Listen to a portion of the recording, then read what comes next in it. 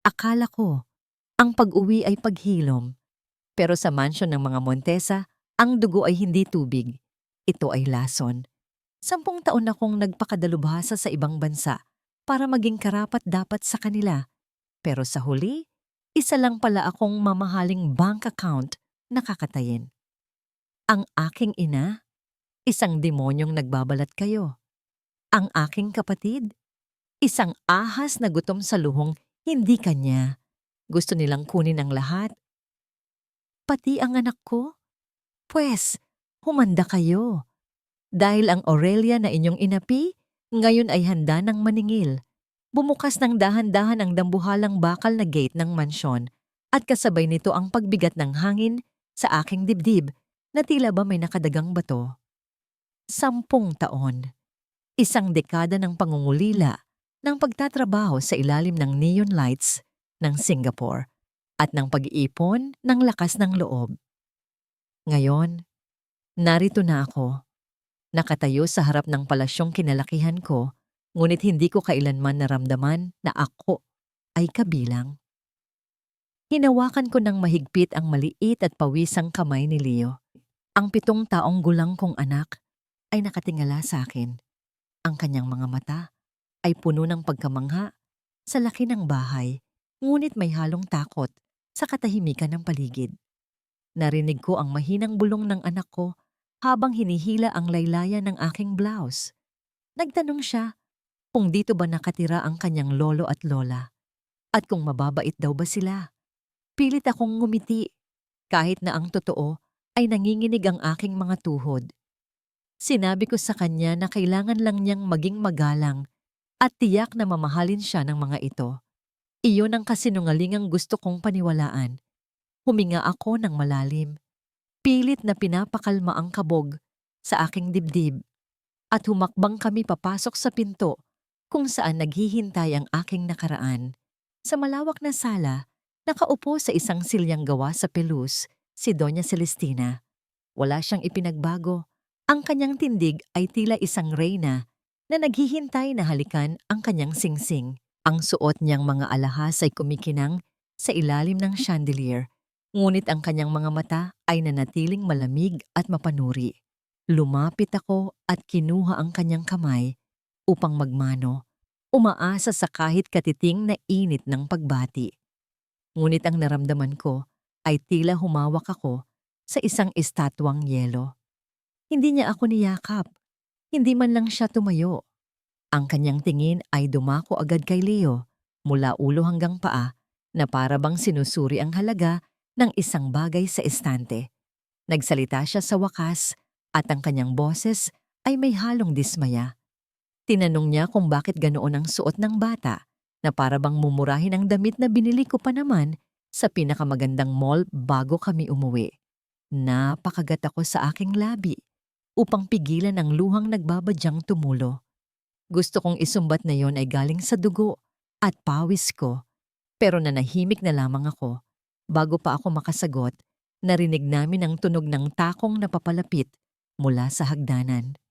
Si Celine, ang aking kapatid sa ama, na laging nakukuha ang lahat ng atensyon at pagmamahal na ipinagkait sa akin. Bumaba si Celine na tila isang modelo sa runway. Suot ang isang damit na mas mahal pa yata sa kinikita ko sa isang buwan. Lumapit siya sa amin na may ngiting hindi umaabot sa kanyang mga mata. Hawak niya ang isang baso ng matingkad na pulang juice. Binati niya ako ng welcome home ate sa tonong puno ng kaplastikan. Akmang yayakapin niya ako nang bigla na lamang tumagilid ang baso sa kanyang kamay. Ang malamig na likido ay tumapon at kumalat sa dibdib ng aking puting bestida na parang isang mantsa ng dugo na unti-unting lumalaki. Napaatras ako sa gulat habang tinititigan ang nasirang damit, ang nag-iisang presentableng damit na inihanda ko para sa hapunan mamaya. Humingi ng tawad si Celine, ngunit kitang-kita ko ang kislap ng tagumpay sa kanyang mga mata habang tinatakpan niya ang kanyang bibig na parang gulat na gulat. Sinabi niyang nadulas lang daw ang baso dahil sa lotion sa kanyang kamay. Alam ko ang laro niya. Ito ang paraan niya ng pagpapaalala sa akin ng lugar ko sa bahay na ito. Isang bisita na laging magiging marumi sa paningin nila. Hindi ako kumibo. Kumuha ako ng panyo at sinimulang punasan ng mantsa habang si Leo ay yumakap sa aking binti. Tila nararamdaman ang tensyon sa hangin. Ang hapunan ay mas lalo pang nakakasakal. Sa mahabang mesa na puno ng mga putaheng hindi ko man lang matikman dahil sa bigat ng loob, nakaupo sa kabisera ang aking ama, si Don Emilio. Akala ko ay tatanungin niya ako tungkol sa aking kalusugan o kung kumusta ang biyahe namin. Pero ang una niyang binanggit ay trabaho. Habang humihiwa ng steak, tinanong niya kung totoo bang naging senior auditor ako sa Singapore at kung kaya ko bang linisin ang magulong accounting records ng kumpanya. Pakiramdam ko ay isa akong empleyadong ini-interview, hindi isang anak na umuwi para sa may sakit na ama. Tumango na lang ako at sumagot ng magalang, habang si Leo ay tahimik na kumakain sa tabi ko, hindi makatingin ng diretso sa kanyang lolo na ni minsan ay hindi siyang nginitian. Nang matapos ang gabing iyon, inihatid kami ng kasambahay sa kwartong tutuluyan namin. Hindi ito ang dati kong kwarto. Ito ay ang lumang guest room sa dulo ng pasilyo na amoy alikabok at luma. Walang nag-abalang magpalit ng kurtina o maglagay man lang ng sariwang bulaklak. Naupo ako sa gilid ng kama, pagod na pagod ang katawan at durog ang puso. Ito ba ang pamilyang inuwian ko? Ito ba ang kapalit ng 10 taong pagsiskap para patunayang karapat-dapat ako sa apelyidong Montesa? Napabuntong hininga ako at pilit na iwinaksi ang bigat sa aking dibdib. Inayos ko ang lumang kumot at tinapik ang unan upang mawala ang alikabok bago ko pinahiga si Leo. Tahimik kong pinagmasdan ang aking anak. Sa kabila ng pagod sa biyahe at lamig ng pakikitungo ng kanyang mga lolo at lola, nanatili siyang mabait. Walang reklamo, walang pagmamaktol. Hinaplos ko ang kanyang pisngi at naramdaman ko ang init ng kanyang balat na tila nagbibigay sa akin ng lakas. Bigla kong naramdaman ang pangingilid ng luha sa aking mga mata.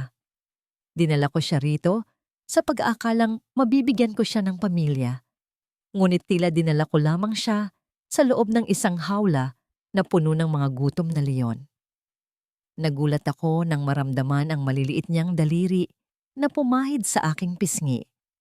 Gising pa pala siya. Tinitigan niya ako gamit ang kanyang inosenteng mga mata na puno ng pag-aalala. Bumulong siya sa akin at sinabing, "Huwag na akong umiyak." Ang kanyang tinig ay puno ng sinseridad nang sabihin niyang poprotektahan niya ako kahit na maliit pa siya. Napangiti ako sa gitna ng aking lungkot. Niyakap ko siya ng mahigpit. Ibinubuhos sa yakap na yon ang lahat ng takot at pagmamahal na hindi kayang sambitin ng aking mga labi. Siya ang aking mundo, ang aking sandigan, at gagawin ko ang lahat para sa kanya, kahit pa ang tiisin ang impyernong ito. Nang makatulog na si Leo, nanatili akong gising, nakatulala sa kisame na may mga bitak na tila sumasalamin sa lamat ng aking puso. Ang katahimikan ng gabi ay binasag ng isang marahan at apurahang katok sa pinto. Napabangon ako agad. Alerto ang bawat pandama. Sino ang kakatok ng ganitong oras? Dahan-dahan akong lumapit at pinihit ang seradura. Bumungad sa akin ang isang pamilyar na mukha na puno ng mga bagong kulubot at puting buhok. Si Nanay Ising. Ang aming dating mayordoma, ang nag-iisang tao sa bahay na ito na nagparamdam sa akin na ako ay mahalaga noong bata pa ako. Gusto ko sana siyang batiin ng malakas, ngunit agad niyang inilagay ang kanyang hintuturo sa kanyang mga labi bilang senyales ng pagpapatahimik. Ang kanyang mga mata ay malikot, na tila ba may kinatatakutang anino sa likod niya. Nanginginig ang kanyang mga kamay nang abutin niya ang aking palad. Wala siyang sinabing kahit ano, ngunit ang higpit ng hawak niya ay nagpapahiwatig ng matinding takot at babala. Mabilis niyang isiniksik ang isang piraso ng papel sa aking kamay at sa isang iglap, tumalikod siya at nagmamadaling naglaho sa dilim ng pasilyo na parang isang multo na takot sa liwanag. Naiwan akong nakatayo sa may pinto. Hawak ang nilukot na papel na tila napakabigat sa aking palad. Isinara ko ang pinto at mabilis na binuksan ang ilaw sa bedside lamp. Ang papel ay luma, marahil ay galing sa isang resibo o scrap paper na pinulot lang kung saan. Binuklat ko ito at tumambad sa akin ang pamilyar na sulat kamay ni Nanay Ising, nanginginig at tila isinulat ng mabilisan. Binasa ko ang nakasulat at sa bawat salita ay naramdaman ko ang pagapang ng kilabot sa aking buong katawan. Mas malamig pa sa hangin ng aircon. Ang nakasulat ay simple, ngunit sapat na upang gumuho ang pag-asang bitbit ko pauwi. Nakasaad doon ang isang babala. Umalis ka na habang may oras pa. Pinunit ko ang papel. Nilukot ko ito sa aking palad hanggang sa maging isang maliit na bola ng basura. Sa loob-loob ko, inisip kong marahil ay tumatanda na si Nanay Ising o sadyang naging paranoid na siya sa tagal ng paninilbihan sa malaking bahay na ito. Bakit ako aalis? Narito ang ama ko, naghihingalo, nangangailangan ng kalinga. Kung tatalikuran ko sila ngayon, papatunayan ko lang na tama ang paratang ni Celine na ako ay walang utang na loob. Hindi ako tumakbo palayo sa responsibilidad noon at lalong hindi ako tatakbo ngayon. Maaga akong gumising kinabukasan bago pa man sumikat ang araw. Dumiretso ako sa kusina, suot ang aking apron, handang pagsilbihan ng pamilyang matagal nang tumalikod sa akin. Nagluto ako ng lugaw na may abalone, ang paborito ni Papa. Maingat kong hiniwa ang mga luya at sibuyas, bawat hiwa ay may kalakip na pag-asa na baka sa pamamagitan ng mainit na sabaw na ito, matunaw ang yelong namamagitan sa amin. Ang bawat paghalo ko sa kaldero ay sinasabayan ko ng dasal. Gusto kong ipakita sa kanya na kahit anong mangyari, nandito pa rin ang anak niyang handang mag-alaga. Nang matapos ang pagluluto, inilagay ko ang umuusok na mangkok sa isang tray. Mabigat ang porselanang mangkok, pero mas mabigat ang kabog sa aking dibdib habang tinatahak ko ang pasilyo patungo sa silid-aklata ni Papa. Sinabi ng kasambahay na doon siya nagpapahinga dahil mas presko ang hangin. Habang papalapit ako, napansin kong bahagyang nakabukas ang pinto ng library. Tumigil ako sandali upang ayusin ang aking buhok at huminga ng malalim. Nag-iipon ng lakas ng loob para harapin ang kanyang sakit.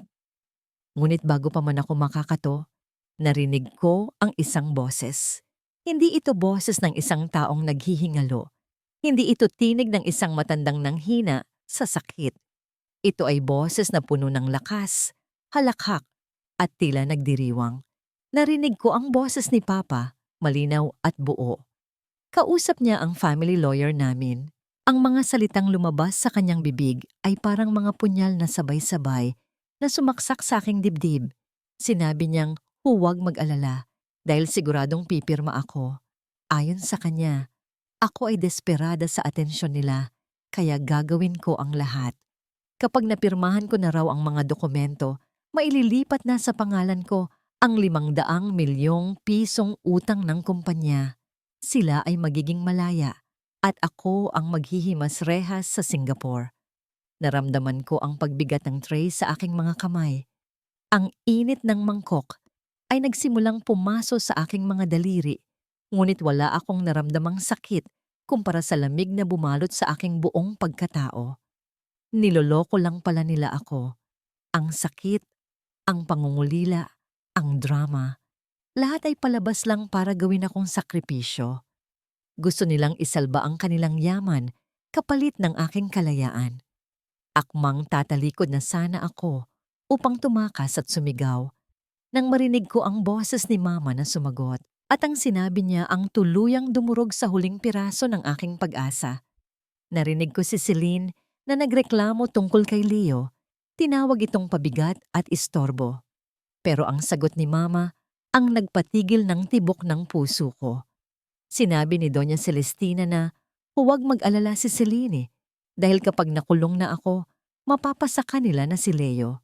Dahil lalaki ang anak ko, siya ang gagawin nilang tagapagmana, isang puppet na madaling diktahan. Plano nilang ipadala si Leo sa isang reform school sa malayo, sa lugar kung saan walang makakaalam, upang turuan itong kalimutan ako at hubugin ayon sa gusto nila. Sa sandaling iyon, hindi ko namalayan na ang tray sa aking kamay ay dahan-dahang dumudulas. Hindi ako sumigaw. Walang lumabas na tunog sa aking bibig.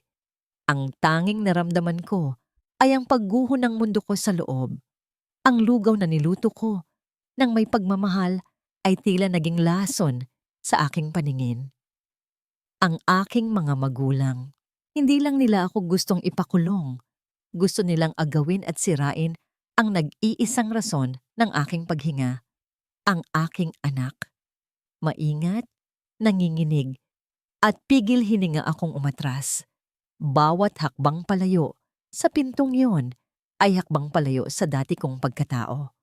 Ang Aurelia, nauhaw sa pagmamahal ng magulang, ay namatay sa pasilyong yon. Iniwan ko ang tray sa isang side table sa hallway.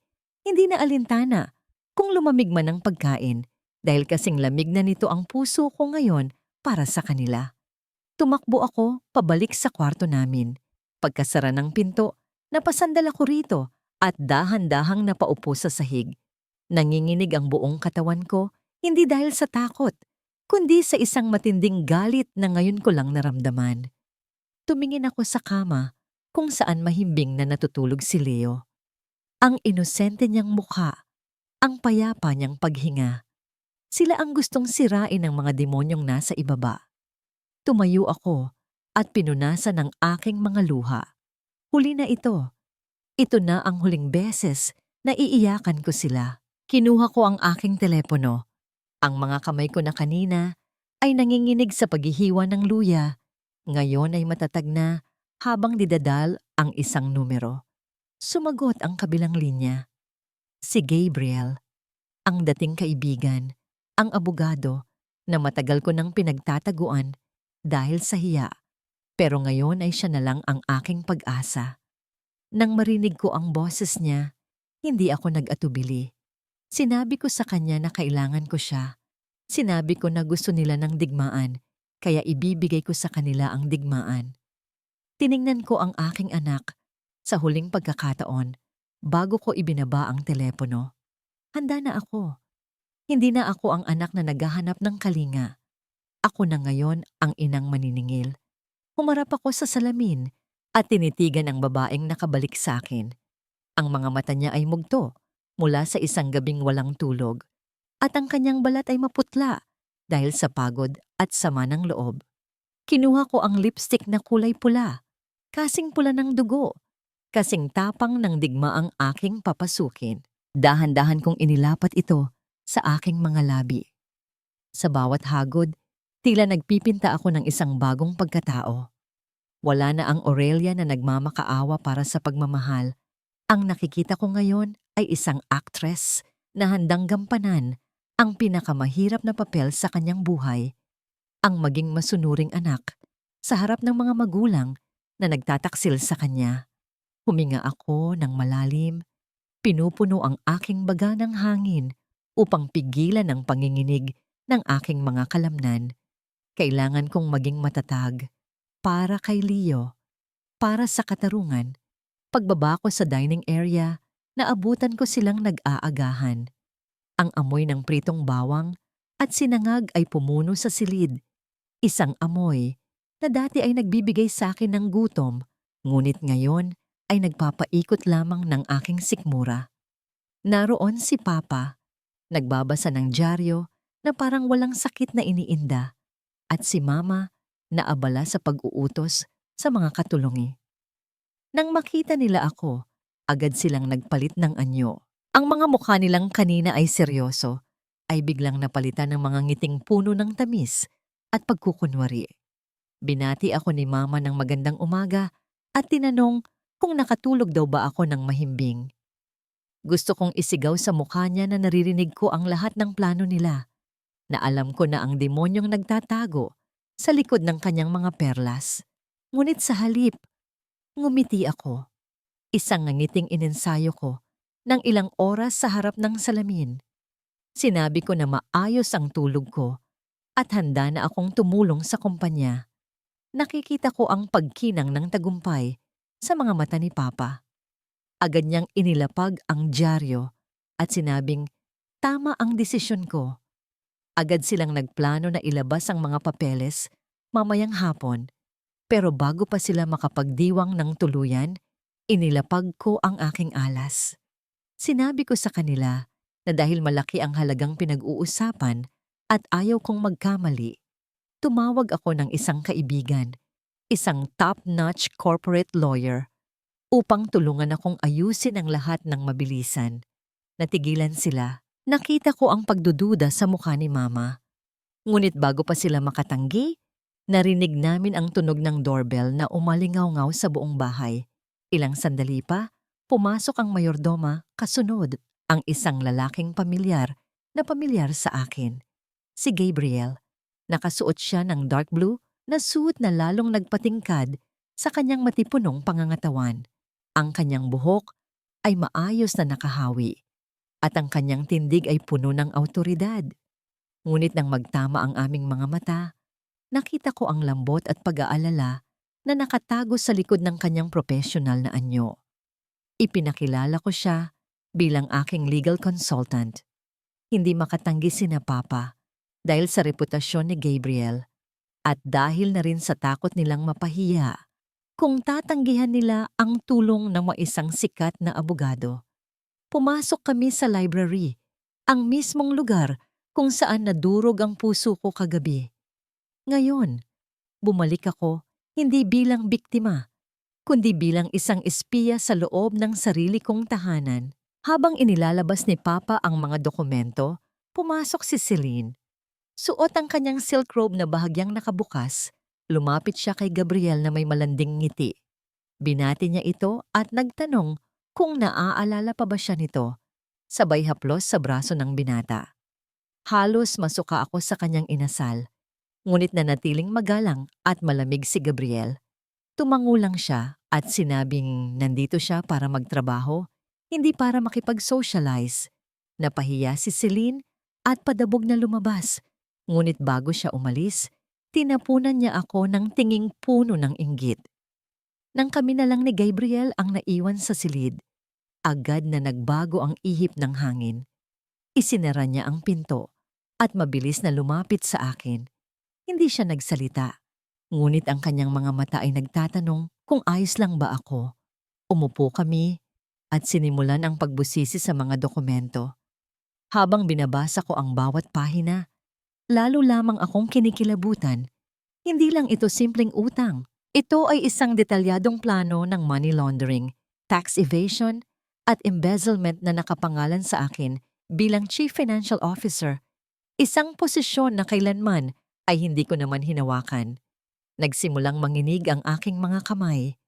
Ang mga letra sa papel ay tila sumasayaw at lumalabo dahil sa namumuong luha sa aking mga mata. Paano nila nagawa ito sa sarili nilang anak? Paano nila naatim na isakripisyo ang buhay ko para sa kanilang luho? Pakiramdam ko ay hindi ako makahinga, tila sumisikip ang dibdib ko sa bigat ng katotohanan. Bigla kong naramdaman ang isang mainit na palad na dumampi sa aking siko. Napatingin ako kay Gabriel. Wala siyang sinabi, ngunit ang higpit ng hawak niya ay sapat na upang ibalik ako sa katinuan. Ang init ng kanyang palad ay tumagos sa aking balat, nagbibigay ng pakiramdam na hindi ako nag-iisa sa labang ito. Dahan-dahan niyang kinuha ang dokumento mula sa nanginginig kong kamay at inilapag ito sa mesa. Tinitigan niya ako sa mata at bumulong ng isang salita. Hinga. Huminga ako ng malalim. Sinasabay ang tibok ng puso ko sa kanyang mahinahong presensya. Tumango ako bilang pasasalamat. Ipinagpatuloy namin ang paghahalongkat. Habang abala si Gabriel sa pagkuha ng notes, napadako ang tingin ko sa isang lumang folder na nakasiksik sa pinakailalim ng cabinet na naiwan nilang bukas. Kinuha ko ito dahil sa kutob. Luma na ang papel, Nanininilaw na ang mga gilid. Nang buklatin ko ito, para akong binuhusan ng malamig na tubig. Ito ay isang loan agreement mula pa noong taong 2014, ang taon kung kailan ako nagsisimula pa lang sa Singapore. Sa dulo ng papel, nakita ko ang aking pangalan at lagda. Pero hindi ako ang pumirma nito. Peke ang pirma. Ginamit nila ang pangalan ko 10 taon na ang nakararaan upang kumuha ng loan para sa negosyo ni Celine na nalugi rin agad. Napapikit ako sa sakit. Matagal na pala. Matagal na nila akong ginagago. Habang ako ay nagkukumahog magtrabaho sa ibang bansa at nagpapadala ng pera, ginagamit na pala nila ang pangalan ko sa mga illegal na transaksyon dito. Ang galit na pilit kong itinatago ay muling nag-alab, mas matindi ngayon. Kinuha ko ang aking cellphone. Kailangan ko ng ebidensya. Kailangan kong makuna ng litrato ang dokumentong ito bago nila ito maitago muli. Mabilis kong itinapat ang kamera sa papel.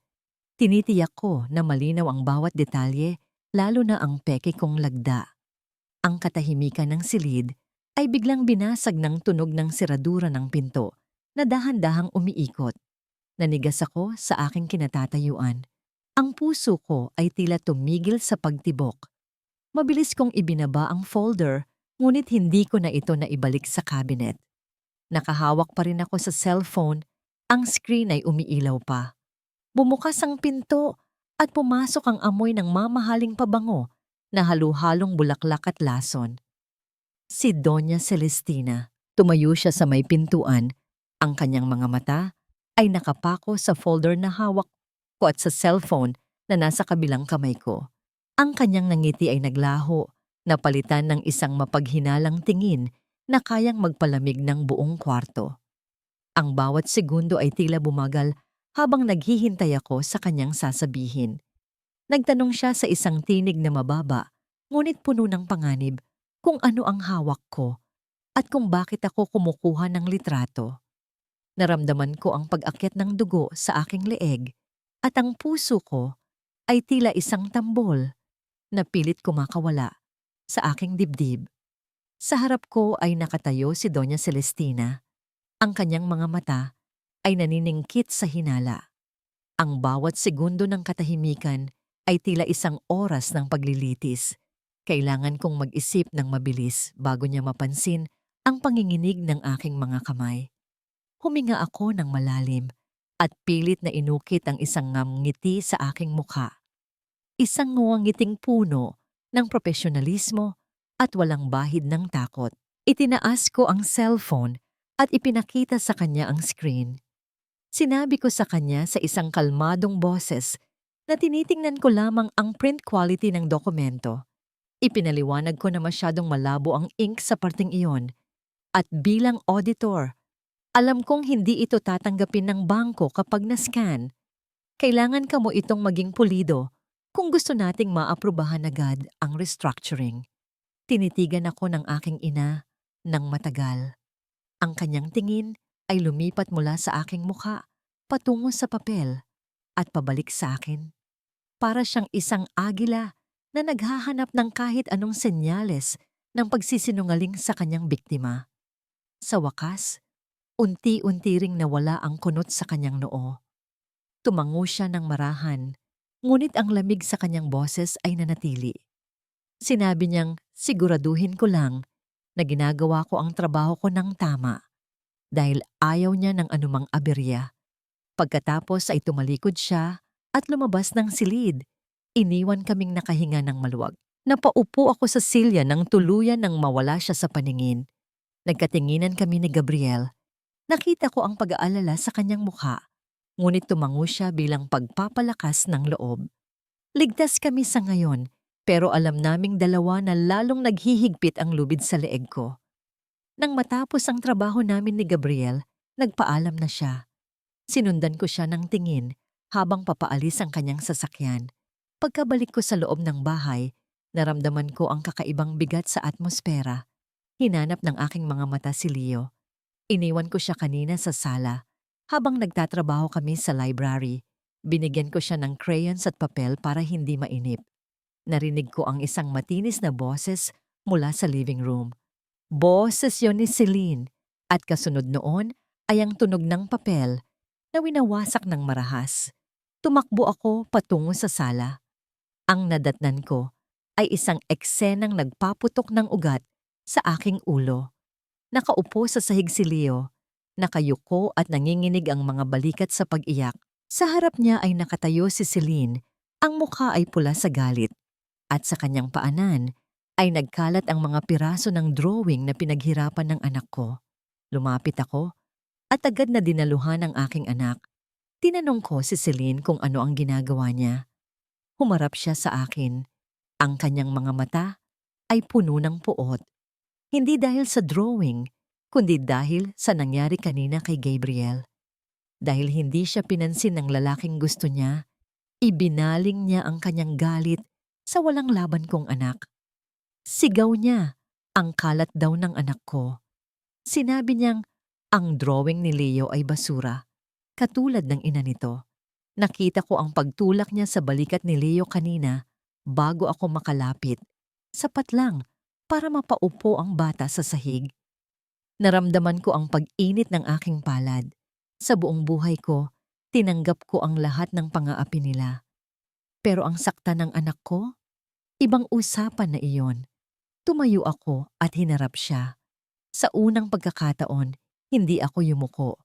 Tinitigan ko siya diretso sa mata. Sinabi ko sa kanya na wag niyang didikit ang marumi niyang kamay sa anak ko.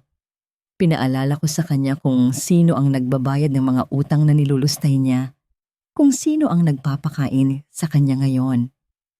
Tumawa lang si Celine, isang tawang puno ng panghahamak. Lumapit siya sa akin ng dahan-dahan at bumulong sa aking tainga. Ang mga salita niya ay parang asido na tumunaw sa aking pasensya. Sinabi niyang kahit anong gawin ko, ako ay ipinanganak lamang para maging background character sa buhay niya, na ako ang tagasalo ng problema at siya ang prinsesa. At ang anak ko, matutulad lang din daw sa akin, isang basurang ipinipilit ang sarili sa palasyo. Gusto ko siyang sampalin. Gusto kong burahin ang ngising iyon sa kanyang mukha. Naramdaman ko ang panginginig ng aking kamao sa gilid ng aking hita. Pero narinig ko ang hikbi ni Leo. Ang tunog na yon ang humila sa akin, pabalik sa realidad. Kung sasaktan ko si Celine ngayon, magkakaroon sila ng rason para palayasin kami o tumawag ng pulis. Masisira ang plano. Nilunok ko ang abdo ng aking galit. Binuhat ko si Leo at tinalikuran si Celine na patuloy sa pagtataray. Habang paakyat kami sa hagdan, naramdaman ko ang maliliit na braso ni Leo na yumakap ng mahigpit sa aking leeg. Ang init ng kanyang luha ay tumutulo sa aking balikat. Pagpasok namin sa kwarto, agad kong tiningnan kung may sugat siya. May maliit na gasgas sa kanyang siko dahil sa pagkatulak sa kanya sa carpet. Kumuha ako ng bulaklak at dahan-dahang ginamot ito. Habang nililinis ko ang sugat, hindi ko mapigilang mapaluha. Humingi ako ng tawad sa kanya. Sinabi kong kasalanan ko kung bakit siya nasasaktan. Ngunit hinawakan ni Leo ang aking mukha gamit ang maliliit niyang palad.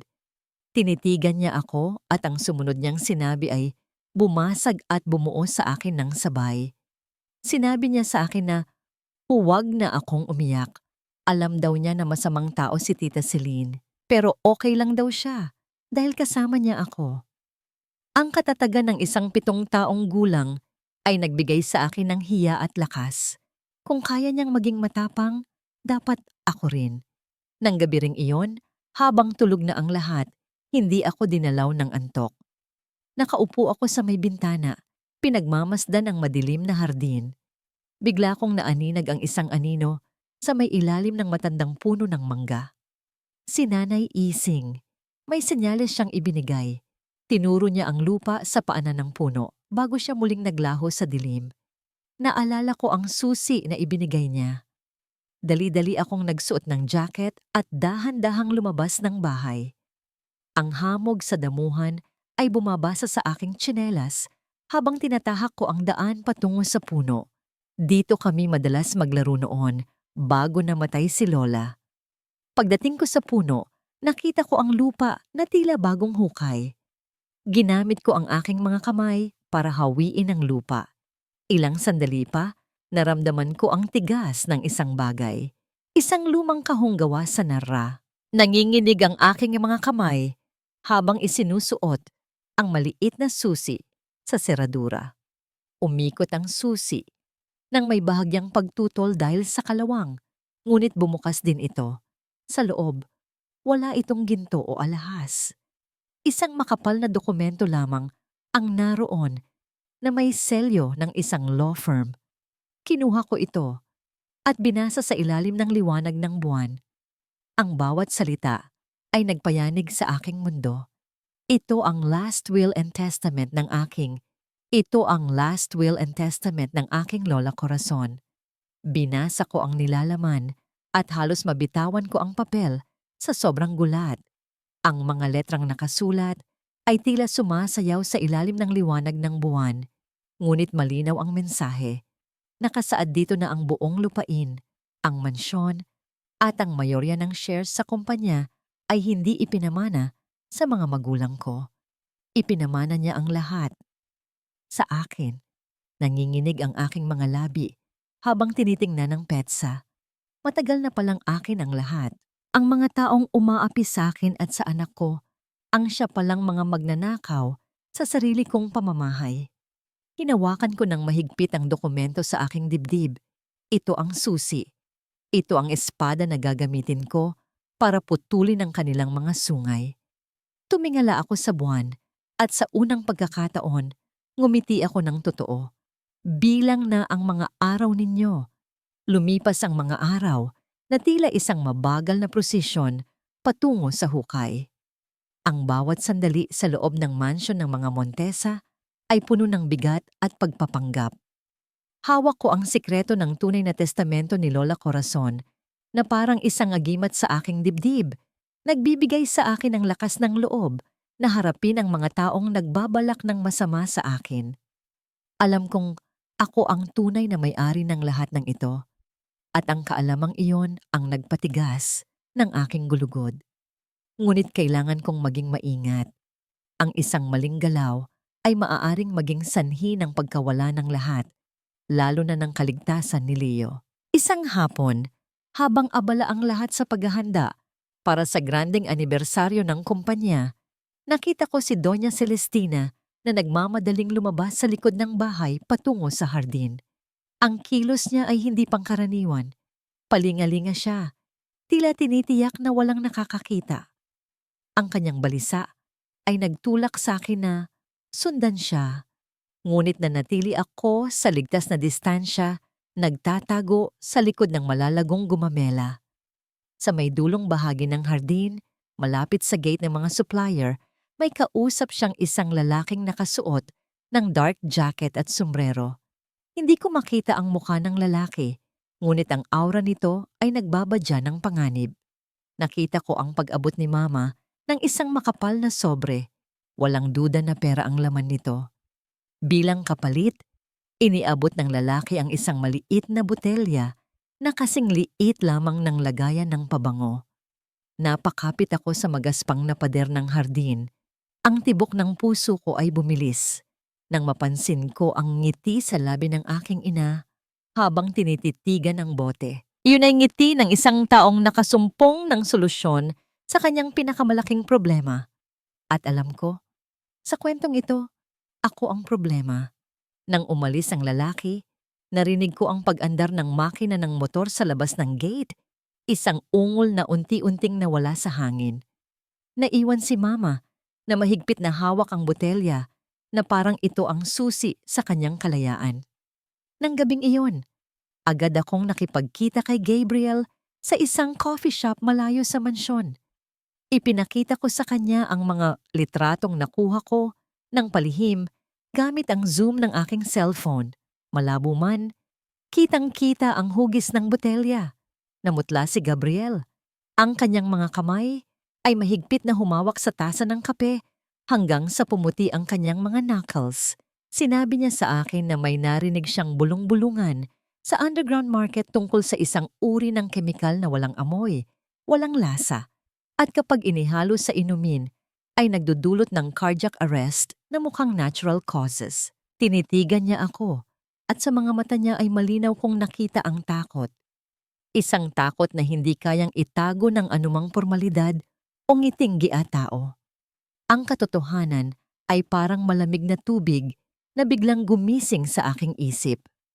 Doon ko naunawaan. Hindi na ito simpleng usapin ng pera o ng mga kasong isinampa. Ang binabalak nila ay ang tuluyan kong mawala, maalis sa lahat ng bagay na mahalaga sa akin, mapatahimik at maagaw ang aking anak na para bang isa lamang ari-ari ang maaaring ipasa. Nagpaalam ako kay Gabriel na may mabigat na damdamin. Sa aking pagbalik sa mansyon, ang bawat kanto ay tila may nakatagong anino at ang bawat puno ay parang tahimik na saksi sa aking mga iniisip. Pagpasok ko sa bahay, isang tunog ang umalingaw-ngaw mula sa silid ni Papa. Malalim, garalgal, at hindi tulad ng karaniwang ubo. Hindi ito ang pilit na inuulit niya para makuha ang aking awa. Ito ay tunog ng tunay na panghihina. Ngunit abala siya sa pagpapanatili ng kanyang anyo, kaya marahil ay hindi niya ito binibigyang pansin. Isang mapait na ngiti ang dumampi sa aking labi. Ang kapalaran ay may sariling paraan ng paniningil. Pumasok ako sa aking silid. Niyakap ko si Leo na abala sa paglalaro. Inamoy ko ang kanyang buhok at ipinangako sa aking sarili na walang sino man ang makakakuha sa kanya mula sa akin. Nang gabing iyon, hindi ako natulog. Inilabas ko ang lumang sewing kit ni Lola. Kinuha ko ang paboritong polo shirt ni Leo. Medyo maliit na sa kanya, ngunit ito ang suot niya nung una siyang manalo sa isang contest sa eskwelahan. Dahan-dahan kong tinahi ang natastas na butones. Bawat tusok ng karayom sa tela ay tila isang tusok din sa aking puso, ngunit hindi ito masakit. Ito ay paghihilom. Bawat tahi ay isang panata, isang pangakong bubuuin ko ang nasirang mundo para sa aking anak. Kinabukasan, ang araw ng anibersaryo, pumasok si Doña Celestina sa aking silid nang hindi ko makatok. May dala siyang isang mahabang kahon. Pagbukas niya nito, tumambad sa akin ang isang napakagandang evening gown na kulay dugo. Ang tela ay seda, kumikinang sa liwanag ng umaga. Ito ang pinakamahal na damit na nakita ko sa buong buhay ko. Lumapit siya sa akin. Ang kanyang mga mata ay nag-uumapaw sa pekeng pagmamahal. Hinaplos niya ang aking buhok at sinabing gusto niyang ako ang maging pinakamagandang babae sa gabing iyon. Inabot niya sa akin ang damit. Ang lambot ng tela sa aking mga daliri ay tila balat ng ahas, magandang ngunit makamandag. Habang hawak ko ang damit, bumulong siya sa aking tainga. Ang kanyang hininga ay malamig at may amoy ng kasinungalingan. Sinabi niya na isuot ko raw ang damit na yon dahil ang gabing ito ang magiging pinakahindi ko malilimutang gabi sa aking buhay.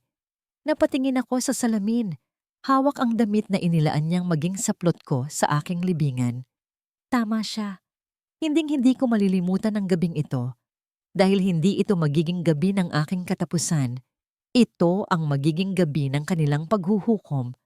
Ang gabi ay nababalot sa kinang ng kasinungalingan. Mula sa tuktok ng grandeng hagdanan, pinagmasdan ko ang bulwagan na napuno ng mga pinakamayayamang tao sa Maynila. Ang mga ilaw mula sa dambuhalang chandelier ay tila mga bituing malamig, nagbibigay liwanag sa mga mukha na nakangiti, ngunit walang init. Ang hangin ay mabango, isang pinaghalong amoy ng mamahaling pabango, alak, at pagkukunwari. Bawat sulok ng mansyon ay pinalamutian ng mga puting bulaklak na para bang isang engranding burol na inihanda para sa isang taong buhay pa. Suot ko ang damit na ibinigay sa akin ni Mama. Ang kulay pula nitong tela ay tila dumadaloy sa aking katawan. Sa bawat paggalaw ko, isang ilog ng dugo na nagbabadya ng panganib. Ang bawat hibla nito ay bumibigat sa aking balat, isang paalala ng kamatayang inilaan niya para sa akin. Nagsimula akong bumaba. Ang mahinang ugong ng usapan sa ibaba ay unti-unting humina habang napapansin ng mga bisita ang aking pagdating. Naramdaman ko ang paglipat ng kanilang mga mata sa akin. Hindi dahil sa aking ganda, kundi dahil sa lungkot na hindi kayang itago ng aking pilit na ngiti. Ako si Aurelia Montesa, ang nawawalang anak, ang tagapagmana na biglang nagbalik, isang misteryo na gusto nilang usisain. Sa gitna ng dagat ng mga tao, nakita ko si Celine. Nakasuot siya ng isang makinang na damit na kulay ginto at halos hubad na ang likod. Pilit na inaagaw ang atensyon ng lahat. Ngunit nang makita niya ang tingin ng mga tao na nakatuon sa akin, nakita ko ang pag-igting ng kanyang panga. Lumapit siya sa akin.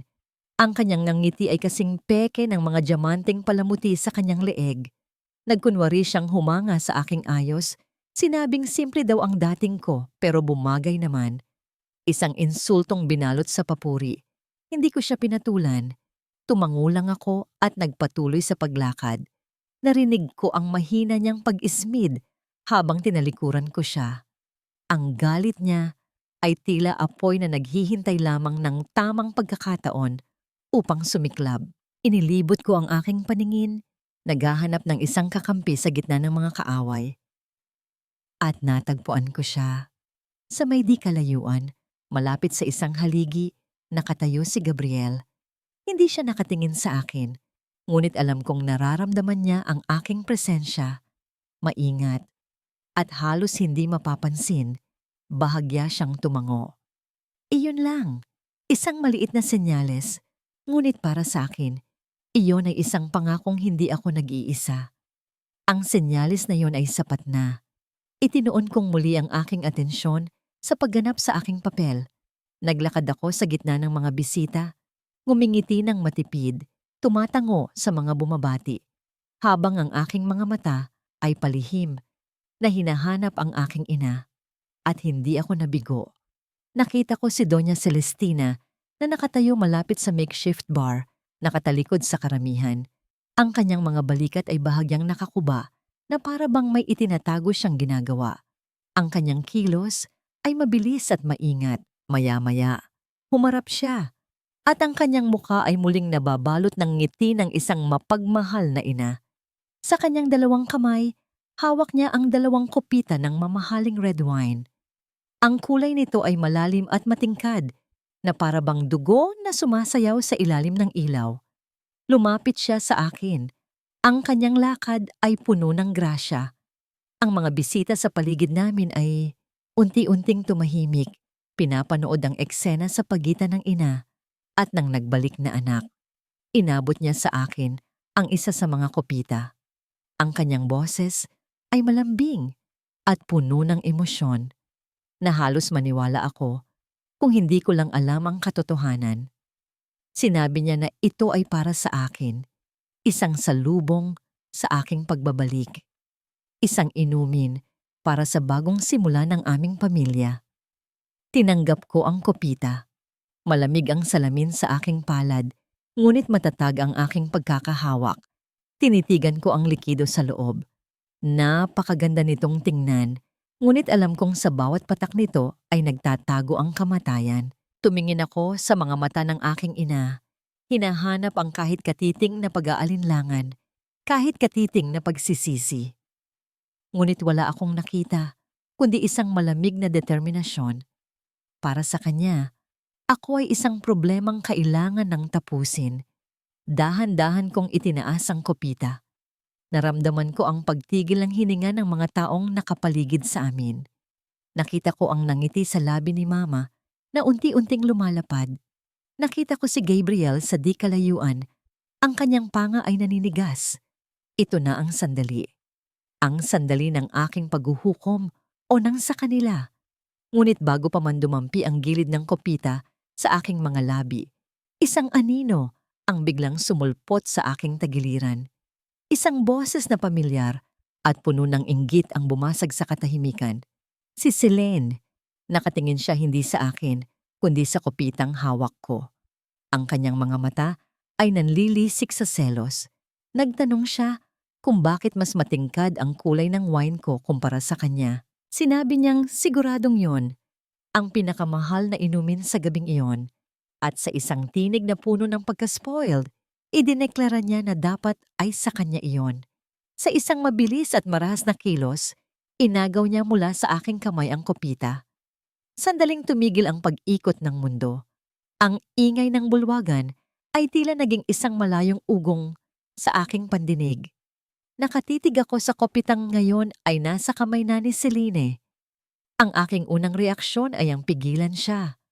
Ang aking kamay ay bahagyang umangat, handang bawiin ang lason bago pa huli ang lahat. Ngunit sa isang iglap, isang imahe ang sumulpot sa aking isipan, ang imahe ni Leo na umiiyak sa sahig. Ang kanyang munting obra ay winasak ng parehong mga kamay na ngayon ay may hawak ng parusa. Ang aking kamay ay dahan-dahang bumagsak sa aking tagiliran. Hinayaan ko ang tadhana o ang kasakiman ni Celine na pumili ng kanyang landas. Tumingin ako sa aking ina. Nakita ko ang panandaliang pagkalito sa kanyang mukha. Ngunit agad itong napalitan ng isang tiwalang ngiti. Marahil ay inisip niyang pareho lang naman ang epekto, sino man ang uminom. Itinaas ni Celine ang kopita ng may pagmamayabang. Tumingin siya sa akin na parabang sinasabing, nanalo na naman ako. Nagbigay siya ng isang maikling toast para raw sa tagumpay ng mga Montesa. At sa isang lagok, inubos niya ang laman nito. Ang bawat paglunok niya ay tila isang martilyong pumupukpok sa huling pako ng kanyang kabaong. Pagkatapos noon, tila bumalik sa normal ang lahat. Nagpatuloy ang usapan, ang tugtugan. Umakyat sa entablado si Don Emilio, ang aking ama, upang magbigay ng kanyang talumpati. Ang kanyang boses ay umalingaw-ngaw sa buong silid, puno ng pekeng damdamin. Nagsalita siya tungkol sa kahalagahan ng pamilya, tungkol sa pagmamahal at pagkakaisa. Mga salitang walang kahulugan mula sa isang bibig na puno ng kasinungalingan. Habang nagsasalita si Papa, napansin kong nagsimulang mamula ang mukha ni Celine. Noong una, inakala kong dahil lang sa alak. Ngunit maya-maya, nagsimula siyang pagpawisan. Ang kanyang mga mata ay naging malilikot, tumitingin sa kung saan-saan na parabang may nakikita siyang hindi namin nakikita. Bigla siyang tumawa ng malakas, isang tawang hindi masaya, kundi puno ng kabaliwan. Natigil sa pagsasalita si Papa. Ang lahat ng mata ay napunta kay Celine. Nagsimula siyang magsalita, ngunit ang kanyang mga sinasabi ay wala ng saysay. Itinuro niya ang isang matandang negosyante at sinigaw na yun daw ang kabit ng kanyang ina. Itinuro niya ang chandelier at sinabing may mga ahas na gumagapang dito. Ang mga bisita ay nagsimulang magbulungan, ang iba ay nagpipigil ng tawa, habang ang iba naman ay napapailing sa hiya. Si Doña Celestina ay namutla. Lumapit siya kay Celine at sinubukang patahimikin ito, ngunit tinabig lang siya ng kanyang paboritong anak. At doon, sa gitna ng bulwagan, isiniwalat ni Celine ang lahat. Sa gitna ng kanyang mga halusinasyon, isinigaw niya ang tungkol sa 500 milyong pisong ninakaw ng kanyang ama. Ang planong ipatapon ako sa kulungan at ang balak na pagpatay sa akin gamit ang lason na siya mismong umiinom ngayon. Ang bulungan ay naging isang malakas na ugong. Ang hangin ay napuno ng mga maliliit na pulang ilaw mula sa mga cellphone na itinaas ng mga bisita, sabik na i-record ang pagguho ng isang dinastiya. Ang kahihiyan ay kumalat sa buong silid, mas mabilis pa sa apoy. Sa gitna ng lahat ng kaguluhan, nanatili akong nakatayo sa aking pwesto. Hinanap ko si Leo, na ngayon ay nakatayo sa isang sulok, takot at nalilito. Lumapit ako sa kanya. Hindi ako nagsalita. Dahan-dahan kong tinakpan ang kanyang mga mata. Gamit ang aking palad, pinoprotektahan siya mula sa tanawing hindi dapat makita ng isang inosenteng bata. Niyakap ko siya ng mahigpit. Ako ay isang estatwa sa gitna ng bagyo, isang ina na nagsisilbing pader sa pagitan ng kanyang anak at ng kasamaan ng mundo. Biglang bumagsak si Celine. Ang kanyang katawan ay nanigas at nagsimulang mangisay sa sahig. Ang kanyang bibig ay naglalabas ng bula. Ang kanyang mga mata ay nanlalaki, nakatitig sa kawalan. Ang maganda niyang mukha ay nabalot ng sakit at takot. Ang prinsesa ay naging isang basahan sa sahig na marmol. Ngunit bago pa man may makalapit sa kanya, isang matinis na ugong ang narinig mula sa mga speakers sa paligid. Ang lahat ay napatingin sa malaking screen sa likod ng entablado. Imbes na video ng kasaysayan ng kumpanya, ang lumabas ay isang itim na screen. At mula sa kadilimang iyon, isang boses ang umalingaw-ngaw, malinaw at nakakakilabot. Iyon ang boses ng aking ina, si Doña Celestina, mula sa pag-uusap nila sa library. Kontang Leo, tao dalin he try jiao jung. Tat no rakoy kon meno, tay nao no, roy bing no tan nguy tu kay bunyin. Ang bawat salita ay tumusok sa puso ng bawat bisita. Ang boses na yon, puno ng lamig at lason, ang nagpatigil sa buong piging. Ang karma ay dumating hindi lang bilang lason sa katawan, kundi bilang katotohanang sumisigaw sa kadiliman. Ang bulwagan ay napuno ng kaguluhan. Ang mga bisita ay nagkakagulo. Merong nagtatakip ng bibig sa gulat. At ang iba naman ay mabilis na lumabas patungo sa mga sasakyan nila. Ayaw na maging bahagi ng iskandalong iyon. Ang boses ni Doña Celestina sa speaker ay patuloy na umuulit. Isang paulit-ulit na pagpapatunay sa kanyang kasamaan. Nakita ko si Mama. Ang kanyang mukha ay naging abo. Puting-puti na parang isang estatwang gawa sa porselana na natunaw sa init ng katotohanan. Tumakbo siya patungo sa entablado. Pilit na pinapatay ang mga speaker, ngunit huli na ang lahat. Ang bawat salita ay nakaukit na sa isip ng bawat taong naroroon. Bigla siyang humarap sa akin. Ang kanyang mga mata ay nanlilisik sa galit at pagtataka. Sinigaw niya na ako raw ang may kagagawan nito. Ako raw ang nagtaksil sa sarili kong pamilya. Hinablot niya ang isang baso at akmang ibabato sa akin. Ngunit bago pa man siya makakilos, narinig namin ang tunog ng mga sirena na papalapit. Mula sa pintuan, pumasok ang mga pulis at mga ahente ng NBI. Ito ang hudyat. Ito ang simula ng paghuhukom. Agad nilang inaresto si Doña Celestina at Don Emilio, na ngayon ay naghihikaw sa entablado. Ang pekeng sakit ay naging tunay na sakit. Lumapit sa akin si Gabriel. Ang kanyang mukha ay seryoso, ngunit may bahid ng pagmamalaki. Hinawakan niya ang aking balikat at binulungan ako na oras na para tapusin ang lahat.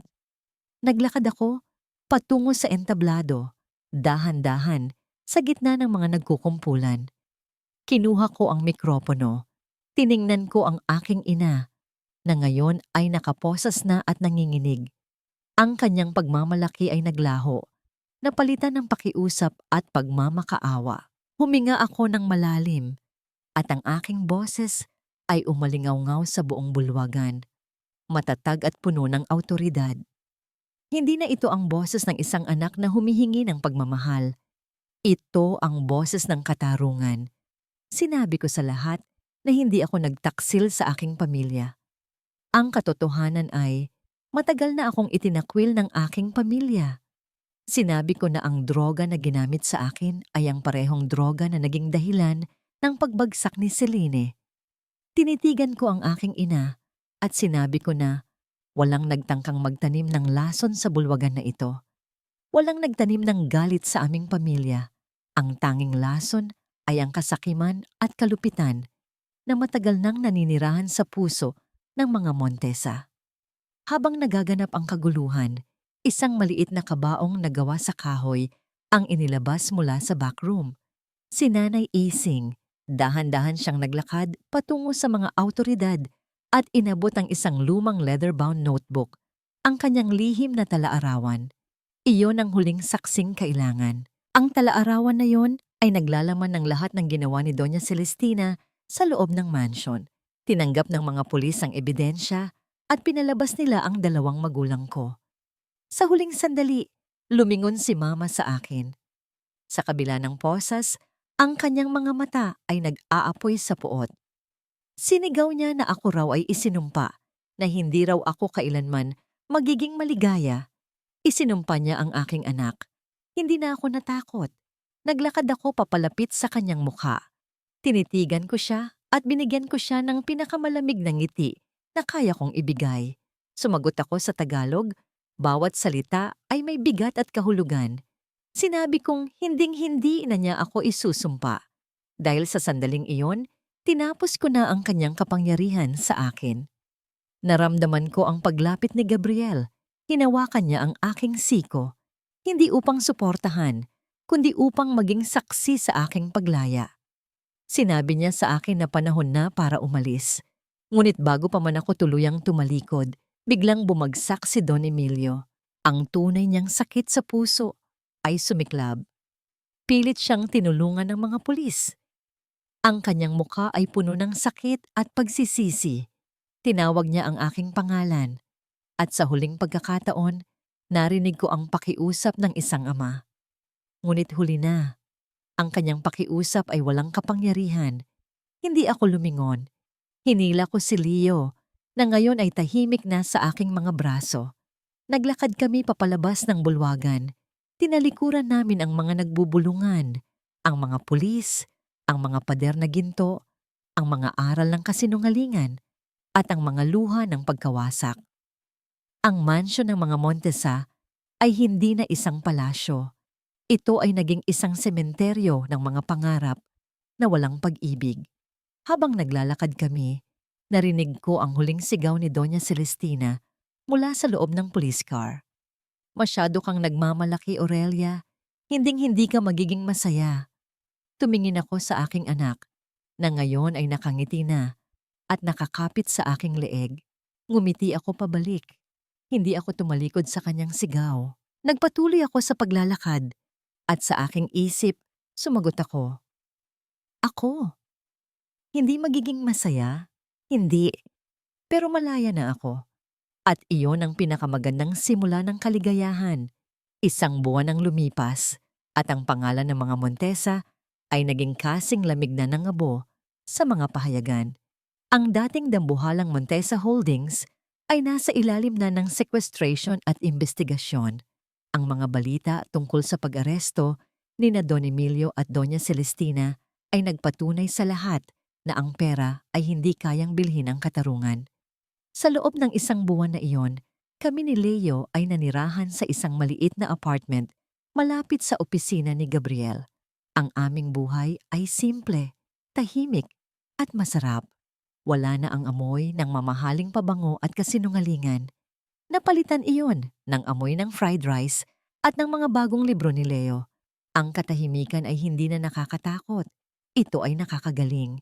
Isang hapon, habang abala ako sa pagre-review ng mga legal na dokumento, pumasok si Gabriel sa opisina. Ang kanyang mukha ay seryoso at may dala siyang isang folder na may selyo ng gobyerno. Sinabi niyang oras na para harapin ang isa pang Montesa, si Celine. Sa kabila ng lason, nabuhay si Celine.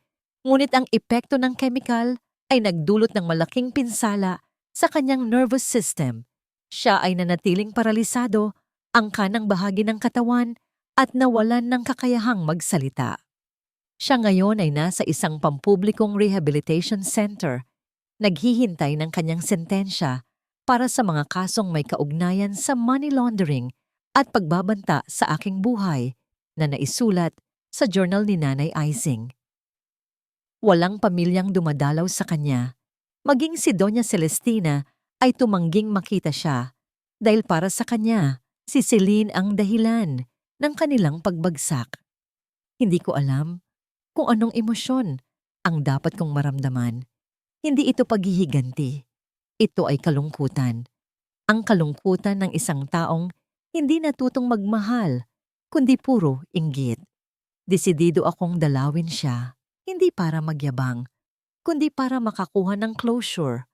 Pagdating namin sa rehabilitation center, Ang amoy ng antiseptics at kalungkutan ay pumuno sa hangin. Ang ward ni Celine ay malungkot. Nakaupo siya sa isang wheelchair, nakatingin sa labas ng bintana. Payat na siya, at ang kanyang dating kinang ay naglaho. Nang makita niya ako, ang kanyang mga mata ay nanlaki. Pilit siyang nagsalita, ngunit ang lumabas lamang ay mga ingay na walang porma. Ang kanyang kamay ay nanginginig na umabot sa akin. Marahil ay humihingi ng tulong o marahil ay nagbabanta pa rin. Hindi ko na alam. Hindi ako nagsalita. Lumapit ako sa kanya at inilapag sa mesa ang isang basket ng sariwang mansanas. Ang prutas na ito ay simbolo ng kalusugan, isang bagay na kailanman ay hindi na niya maibabalik. Tinitigan niya ako. Puno ng luha ang kanyang mga mata, ngunit hindi ko na alam kung yun ay luha ng pagsisisi o ng galit. Ilang sandali kaming nanatili sa katahimikan na yon. Hindi ko siya hinusgahan. Hindi ko siya kinahabagan. Tiningnan ko lang siya bilang isang tao na nagani ng bunga ng kanyang sariling kasakiman. Sa huli, tumalikod ako. Sa pintuan narinig ko ang mahina at garalgal niyang pag-iyak. Ito na ang huling beses na nakita ko siya. Alam ko na ang kanyang buhay ay magiging mas matindi pa sa kulungan. Ang mabuhay ng paralisado at nakasilid sa kahihiyan. Paglabas ko ng center, kinuha ako ni Gabriel. Sa kotse, inabot niya sa akin ang isang sealed envelope. Ito ang huling papel mula sa estate ng mga Montesa. Ito ay ang deed of sale at deed of donation. Sinabi ni Gabriel na dahil nasa akin ang tunay na testamento ni Lola Corazon, legal na akin ang mansyon at ang lahat ng legacy ng Montesa. Ngunit nagdesisyon ako, hindi ko kailangan ng mansyon na puno ng lason. Ang pera na yon ay marumi at ang pader na yon ay may bakas ng luha. Kaya sa loob ng kotse na yon, nilagdaan ko ang mga papel. Isang bahagi ng pondo ang inilaan ko para bayaran ang lahat ng utang at kaso na iniharap sa akin. Ang natira ay ibinigay ko sa isang trust fund na ipinangalan ko sa aking Lola Corazon na nakatuon sa pagtulong sa mga biktima ng domestic violence at financial abuse. Ang tanging kinuha ko ay ang bahay na minana ko kay Lola Corazon, isang simpleng bahay sa labas ng Manila na napapalibutan ng mga puno at bulaklak. Iyon ang lugar kung saan ako naramdaman na mahalaga at doon ako magsisimula ng bagong buhay. Nang mailagay ko ang ballpen, tumingin ako kay Gabriel. Ngumiti siya at sinabi niyang napakalaking halaga ng pera ang sinayang ko. Ngunit umiling ako. Sinabi ko sa kanya na ang kalayaan at kapayapaan ng loob ay hindi kailanman masasayang. Habang nagmamaneho siya palayo sa syudad, may inabot siyang isang maliit, dilaw na sobre. Sinabi niyang ito ay dumating mula sa Singapore, isang alok ng trabaho mula sa isang international firm. Tiningnan ko ang alok. Maganda ang sweldo, maganda ang benepisyo. Ngunit hindi ko na kailangan. Nagpatuloy kami sa pagmamaneho. Habang lumalayo ang skyline ng Maynila, naramdaman ko ang kagaanan ng aking puso. Ngunit biglang nagpakita sa akin si Gabriel. Inabot niya ang kanyang kamay at hinawakan ang aking kanang kamay. Isang bahagya, ngunit matatag na paghawak. Sinabi niyang ako raw ay isang magandang babae, isang matapang na ina, at isang mahusay na kaibigan. Ngayon daw, natapos na ang lahat. Oras na para ako naman ang bigyan ng pansin. Tiningnan ko ang kanyang mga mata at sa unang pagkakataon, mula nang ako ay umuwi, nakakita ako ng pag-asa. Ngunit ang aking pagpapasyang maging malaya ay nanatiling matatag. Salamat, Gab. Sagot ko. Mahina ngunit puno ng sinseridad. Pero ang puso ko ay pagod pa. Hayaan mo akong mahalin muna ang anak ko at ang sarili ko. Iyon ang pinakamagandang pag-ibig na kailangan ko ngayon. Naghihintay ang daan. At alam kong doon, sa labas ng mga pader ng kasakiman, naghihintay ang aking tunay na kinabukasan. 5 taon. 5 taon ang lumipas. Kasing bilis ng paglipad ng isang ibong nakawala sa hawla. Ang maliit na bahay ni Lola Corazon sa labas ng Tagaytay na napapalibutan ng malalagong puno at sariwang hangin. Ang naging kanlungan namin ni Leo. Ang bahay ay simple, walang ginto, walang marmol, ngunit puno ng araw at pagmamahalan. Ang amoy ng lupa pagkatapos ng ulan, ang tunog ng hangin na nagdadala ng kapayapaan. Ito ang aking paraiso. Ang dating auditor ay naging isang social entrepreneur.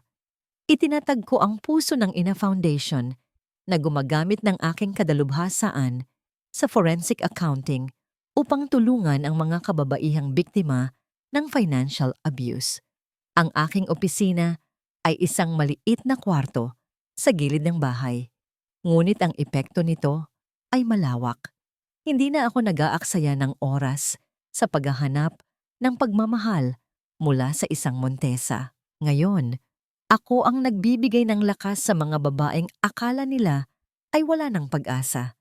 Si Leo, ang aking munting angkla, ay lumaki na. Siya ngayon ay 12 taong gulang, matangkad at matalino. Ang mga takot at luha niya sa mansyon ay naglaho na, napalitan ng kumpiyansa at ngiti. Araw-araw, nakikita ko ang sarili ko sa kanya. Isang bata na hindi naghahanap ng kinang, kundi ng kapayapaan. Ang aming buhay ay may isang tao na laging dumadating. Si Gabriel, hindi siya umalis. Sa loob ng 5 taon, nanatili siyang isang matatag na bato sa gilid ng aking dagat. Siya ang aking legal consultant, ang aking partner sa foundation, at ang pinakamatalik na kaibigan ni Leo. Tuwing linggo, umaga pa lang, makikita na namin ang kanyang sasakyan na dumating. Dala ang sariwang tinapay at mga comics. Ang aming relasyon ay isang slow burn na nagpapaalala sa akin na ang tunay na pag-ibig ay hindi apurado o mapusok. Ito ay banayad, magalang, at puno ng respeto. Wala kaming halikan, wala kaming pangako ng kasal. Ang aming pagmamahalan ay makikita sa mga simpleng bagay. Sa pagtawa niya kapag nagkakamali ako sa pagluluto, sa pag-aayos niya ng mga sirang bintana, at sa matagal na pagtitig niya sa akin kapag akala niya ay hindi ako nakatingin. Kilig. Ito ang tamis ng pag-ibig na naghihintay ng tamang panahon. Isang hapon, nakaupo kami sa veranda. Pinapanood ang paglubog ng araw. Si Leo ay abala sa paggawa ng homework. Tumahimik ang paligid. Ang tanging maririnig ay ang huni ng mga kuliglig. Binasag ni Gabriel ang katahimikan. Nagkwento siya tungkol sa isa naming kliyente, isang babaeng matapang na nakalaya sa abusadong asawa nito. Sinabi niyang ang lakas ng babaeng iyon ay nakuha mula sa akin. Sinabi niya sa akin na ginawa ko siyang mas mahusay na abogado, mas mabuting tao. Pagkatapos, inabot niya ang aking kamay. Ang init ng kanyang palad ay tila nakapagpapahinga sa aking kaluluwa. Sinabi niyang alam niyang mahalaga sa akin ang kalayaan at yun daw ang pinakamagandang bagay na nakita niya sa akin.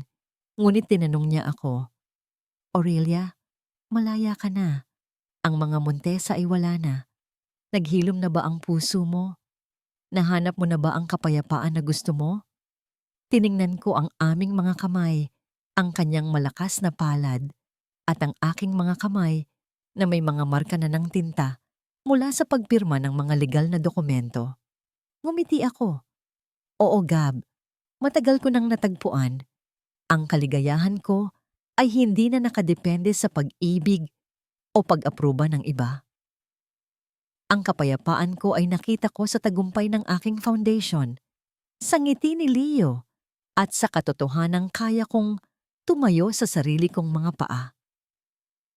Bumalik siya sa kanyang pag-upo at dahan-dahang ngumiti. Ang kanyang nangiti ay hindi ngiti ng pag-asa, kundi ng pag-unawa. Ngunit hindi ko inaasahan ang sumunod niyang tanong. Isang tanong na nagpalambot sa aking puso. Ngayon na mahal mo na ang sarili mo at masaya ka na, Aurelia? Handa ka na bang mahalin ang pag-ibig? Handa ka na bang mahalin ako? Hindi ako sumagot agad. Tumingin ako sa malawak na langit na ngayon ay nababalot na ng kulay kahel at pula. Nakita ko ang pag-asa sa mga kulay na yon. Hindi na ito ang kulay ng dugo o lason. Ito ang kulay ng bagong simula. Bago pa ako makasagot, lumapit si Leo. Tinawag niya si Gabriel ng Tito Gab. Nagtanong kung pwede ba siyang maglaro sa labas. Niyakap ni Gabriel si Leo at ang eksenang yon, ang lalaking nagmamahal sa akin, ang anak kong maligaya, ang kapayapaan ng aming tahanan. Iyon ang aking sagot. Tiningnan ko si Gabriel. Hindi ko alam, Gab. Ang alam ko lang, ang pagmamahal ay dapat kasabay ng paggalang. Hindi ako magpapakasal para maging masaya. Pero hinawakan ko ang kanyang pisngi. Salamat, Gab, dahil hindi ka umalis. Sa ngayon, hayaan mo muna akong maging reyna ng aking sariling kaharian. Pero ikaw ang tanging legal counsel na gusto kong makasama sa aking trono. Ngumiti siya. Isang ngiting punong-puno ng pagmamahal. Tumayo siya at inalalayan ako patayo. Magkahawak kamay. Naglakad kami patungo sa bahay. Ang aming pag-ibig ay hindi natapos sa kasal, ngunit nagsimula sa isang paglalakbay ng pag-unawa at paghihintay. Hindi ako nag-atubiling itapon ng dilaw na sobre na may alok mula sa Singapore sa basurahan. Hindi ko na kailangan ng ibang kaharian. Ang kaharian ko ay nasa tabi ko na, at ang katarungan na nakuha ko ay ang pinakamagandang pagmamahal. Sang dekada na ang lumipas. Ang maliit na bahay sa Tagaytay ay naging isang tahanang puno ng buhay. Ang lupa ay may tanim na mga gulay at bulaklak. Wala nang mga bakas ng sakit, kundi ng pag-asa. Sa likod ng bahay may isang dambuhalang sign na gawa sa kahoy at pininturahan ni Leo. Puso ng Ina Foundation. Opisina. Si Leo, na ngayon ay isang binata, ay nag-aaral na sa Maynila. Tuwing umuuwi siya, ang bahay ay napupuno ng kaligayahan. Isang araw, bago siya bumalik sa eskwelahan, tinanong niya ako tungkol sa Montesa. Sinabi ko sa kanya ang buong katotohanan, hindi para magtanim ng galit, kundi para turuan siyang maging matalino at mapagmahal. Niyakap niya ako ng mahigpit. Sinabi niyang hindi niya kailangan ng apelyidong Montesa. Ang apelyido ko na lang daw ang gagamitin niya. Montesa Cruz, apelyido ko at apelyido ng kanyang namatay na ama. Ang pangako ng anak ko ay sapat na upang malaman kung tama ang aking naging desisyon. Ang Montesa Holdings ay tuluyang bumagsak. Ang pangalan nito ay naging isang aral sa mga business school. Si Don Emilio ay pumanaw sa kulungan dahil sa kanyang sakit sa puso. Nag-iisa at walang nagmamalasakit. Walang luha na tumulo sa aking mga mata nang mabalitaan ko iyon. Ang kanyang karma ay hindi sa kamatayan, kundi sa pagkawala ng pag-ibig sa buhay niya. Si Doña Celestina ay nakalaya pagkatapos ng 10 taon, ngunit ang kalayaan niya ay isang sumpa. Wala na ang kanyang kayamanan at kapangyarihan. Wala siyang babalikan. Sinubukan niyang humingi ng tulong sa akin, ngunit ibinilin ko kay Gabriel na magpadala lamang ng pera para sa kanyang pangangailangan, hindi para sa luho. Hindi ko na siya pinatawad, pero hindi ko na rin siya kinamumuhian. Naging isang anino na lang siya sa aking buhay. Si Celine ay nanatili sa rehabilitation center. Hindi na siya makasalita. Ngunit sa isa naming fundraising event, dinala ako ni Gabriel sa center. Sinabi niya sa akin na ginamit ni Celine ang kanyang kamay upang magsulat ng isang salita sa isang whiteboard. Patawad. Tattoo. Isang salita na tila isinulat ng hirap at pagsisisi.